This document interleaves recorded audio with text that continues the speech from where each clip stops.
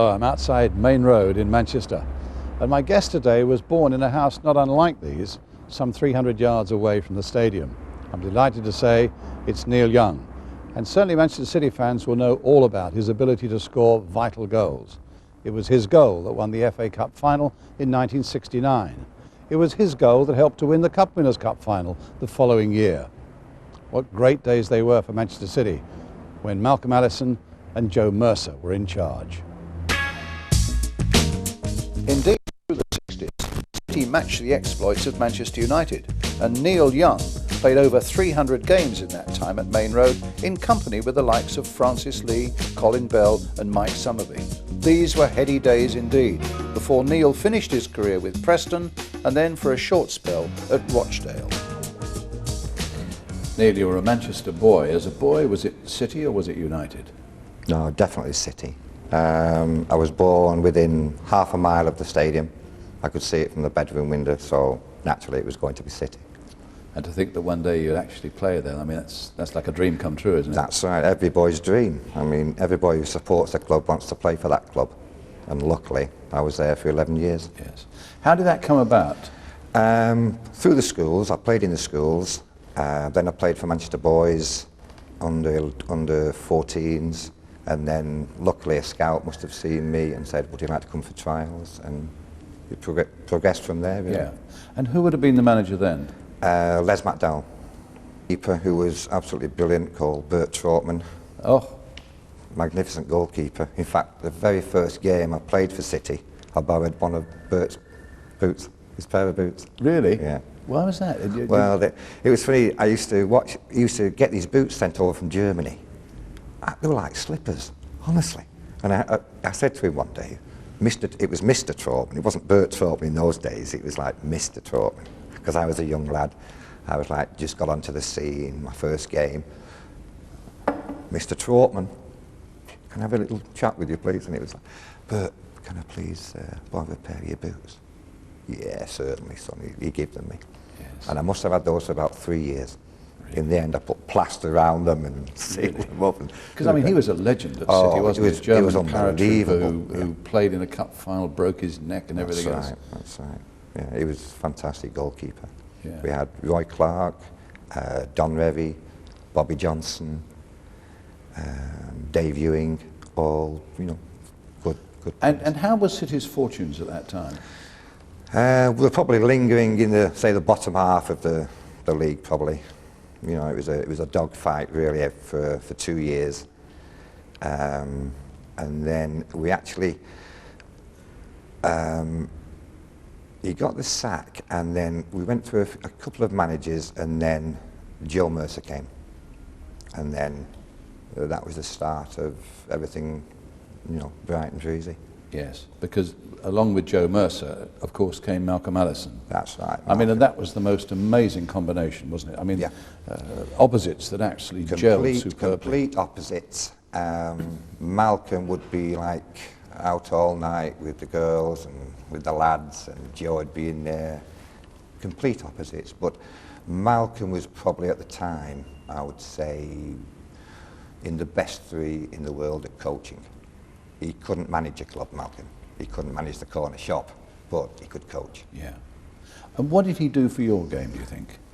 He had a knack, Malcolm. He used to befriend players. He used to get on like really good friends with his players. Players used to appreciate that.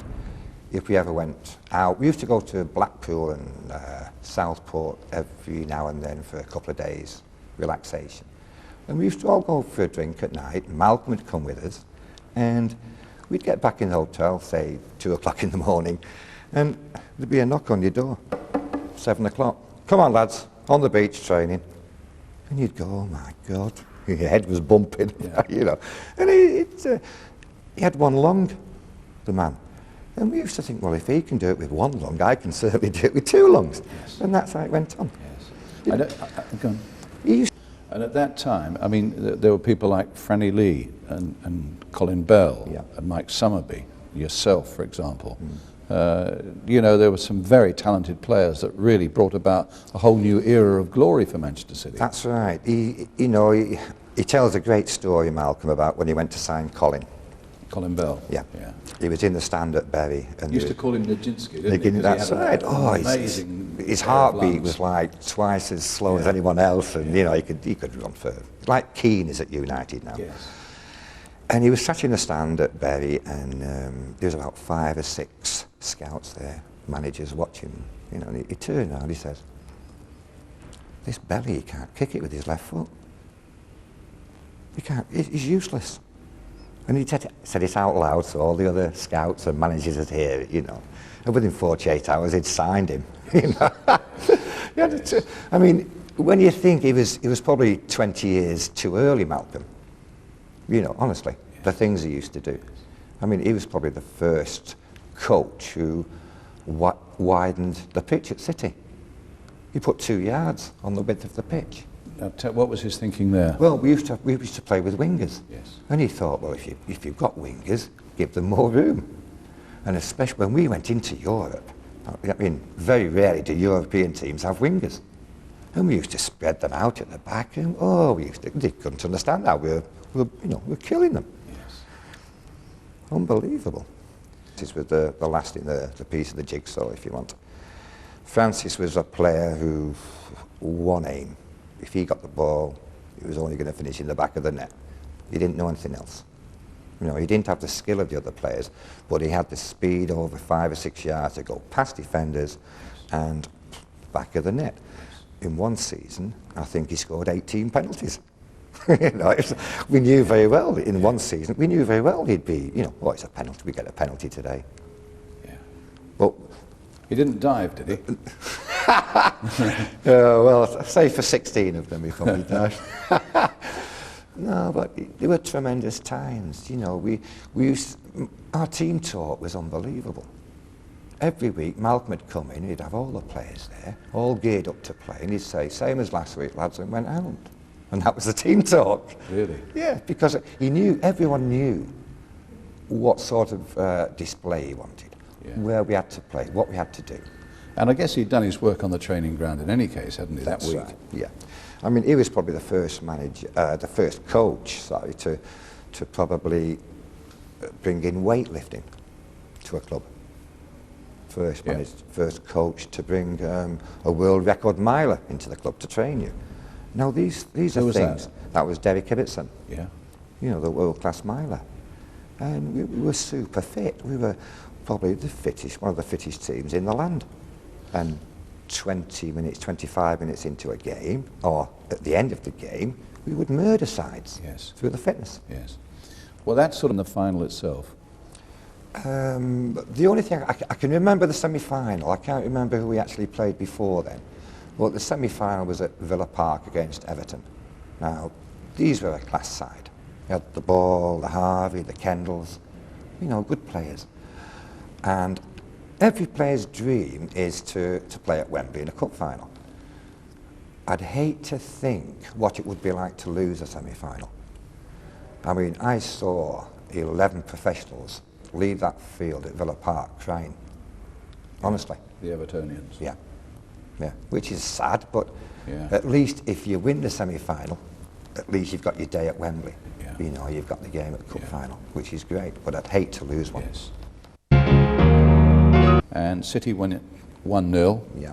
And the goal scorer. Yeah.